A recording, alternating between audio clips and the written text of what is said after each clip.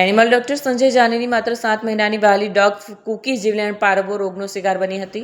એક ડોક્ટર હોવાના નાતે સંજયભાઈ તેને બચાવવા દિવસ રાત એક કરી દીધા. સતત 21 દિવસ સુધી ચાલેલી જીવન મરણની જંગ બાદ કુકીએ 9 ફેબ્રુઆરી 2025ના રોજ અંતિમ શ્વાસ લીધા. પોતાની લાડલી કુકીના મૃત્યુથી હારી જવાને બદલે ડોક્ટર જાનીએ તેની યાદને કાયમ માટે જીવંત રાખવાનો અને સમાજમાં પ્રાણીઓ પ્રત્યે જાગૃતિ લાવવાનો નિર્ધાર કર્યો. કુકીની પ્રથમ પુણ્યતિથિ નિમિત્તે તેને સાચી શ્રદ્ધાંજલિ આપવા માટે સુરતમાં એક ભવ્ય પેટ ફેશન શોનું આયોજન કરવામાં આવ્યું.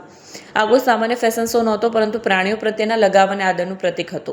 કાર્યક્રમમાં સુરતના અનેક પેટ લવર્સે પોતાના પાલતુ પ્રાણીઓ સાથે ઉત્સાહભેર ભાગ લીધો. ફેશન શોમાં માત્ર દેખાવ જ નહીં, પરંતુ પેટ્સની શિસ્ત અને તેમના માલિક સાથેના તાલમેલની પણ કસોટી કરવામાં આવી. ડોક્ટર સંજય જાનીનો આ પ્રયાસ સમાજને સંદેશ આપે છે કે પાલતુ પ્રાણીઓ માત્ર મનોરંજનનું સાધન નથી, પણ તે પરિવારના સભ્ય સમાન છે. સુરતીઓ માત્ર બિઝનેસમાં જ નહીં, પણ જીવદયા અને લાગણીઓના મામલે પણ દિલદાર છે. કુકુ ફેશન શો દ્વારા કુકી ભલે આજે શરીરે હાજર નથી, પરંતુ સેંકડો પેટ્સના ઉત્સાહમાં તેની યાદ આજે પણ જીવંત છે. મારું નામ છે સંજય જાની. આજે આપણે એક ડોગ શો નું આયોજન કરેલું છે કે જેમાં જે ડોગ અલગ અલગ રીતે તૈયાર થઈને આવે અને અલગ અલગ રીતે પોતાના પેટને કેવી રીતે ટ્રીટ કરે છે, એના માટેનું એક ડોગ શો નું આયોજન અમે કરેલું છે. કેટલા ડોગ લોકો આજે સમજો કે 150 થી 100 સુધી ડોગ્સ અમારે ત્યાં આવી ચૂક્યા છે. આ કાર્યક્રમ કરવાનો હેતુ શું છે? આ કાર્યક્રમ કરવાનો હેતુ એવો છે કે આજથી 1 વર્ષ પહેલા જે મારો ડોગ જે એક્સપાયર થયું હતું, તો એમના ડેટના હિસાબે મેં આ આયોજન કર્યું છે. તમે ડોક્ટર છો, કઈ પ્રકારના લોકો આવે છે?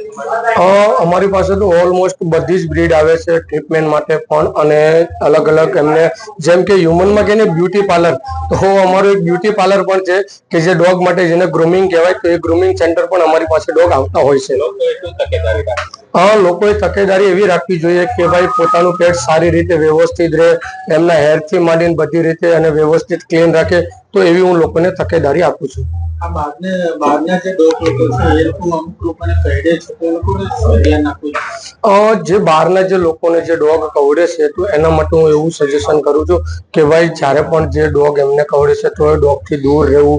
પછી જે અમુક લોકો જે છે ડોગની પાસેથી જે જાય છે, તો એ લોકોને એવી તકેદારી રાખું છું કે જે રોડ પર જે ડોગ કવડે છે, તો એવું નથી કે જે ડોગ છે એ સામે આલીને કવડે છે, કાંઈ ના કાંઈ રીઝનથી એ ડોગ એમને બાઇટ કરે છે.